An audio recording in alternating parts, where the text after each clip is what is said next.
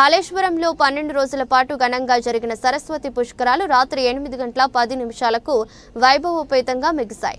పుష్కరాల ముగింపు వేళ సరస్వతి మాతకు విశేష పూజలు చేశారు. సరస్వతి ఘాట్ వద్ద నిర్వహించిన నవరత్న మాల హారతితో పాటు మహాహారతి కార్యక్రమాన్ని భక్తులు వీక్షించారు. తొలి నుంచి చివరి రోజు వరకు సుమారు 30 లక్షల మంది భక్తులు పుష్కర స్నానాలు ఆచరించినట్లు దేవాదాయ శాఖ ముఖ్య కార్యదర్శి శైలజ రామయ్యర్ వెల్లడించారు. మంత్రి శ్రీధర్ బాబు, సిఎస్ రామకృష్ణారావు, దేవాదాయ శాఖ ముఖ్య కార్యదర్శి శైలజ రామయ్యర్ తదితరులు పుష్కరాల్లో పాల్గొన్నారు. సిఎస్ గారికి, స్పెషల్ సిఎస్ గారికి, తెలంగాణ రాష్ట్ర దేవాదాయ ధర్మాదాయ పూర్వకంగా నమస్కారాలు తెలియజేస్తూ భగవంతుడు గొప్ప అవకాశం ఇచ్చారు. నేను ఈ ప్రాంత శాసనసభ్యుడిగా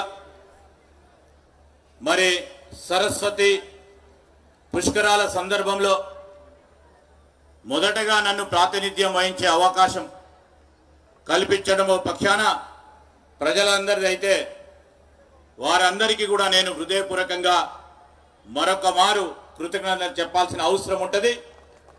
ఈ ప్రాంత ప్రజలు నన్ను ఆశీర్వాదం ఇచ్చిన తర్వాత ఈ ప్రాంతానికి సంబంధించి అదేవిధంగా జిల్లా యంత్రాంగం ప్రధానంగా పనులు చేపట్టాలే, పనులు చేయాలని ఆకాంక్షతో ముందుకు నడిచిన జిల్లా కలెక్టర్ గారి పర్యవేక్షణలో వివిధ డిపార్ట్మెంట్లకు సంబంధించి చేసిన ప్రయత్నం